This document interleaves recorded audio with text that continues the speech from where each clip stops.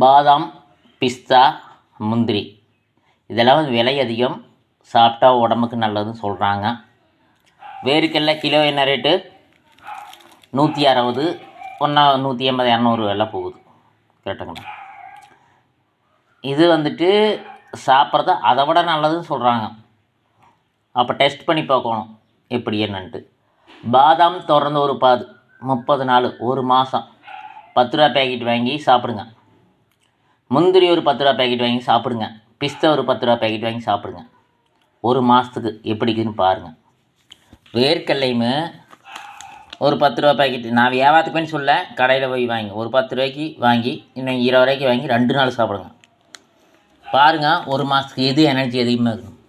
வேர்க்கடலை வந்து ரொம்ப ஸ்ட்ரென்த்து, பயங்கரமாக இருக்குது, உறுதியாக ஓடுறதுக்கு நல்லா இருக்குது, எனர்ஜியாக இருக்குது. சாப்பிட்டு பார்த்து என்ன இதுன்னு சொல்லுங்கள். நன்றி.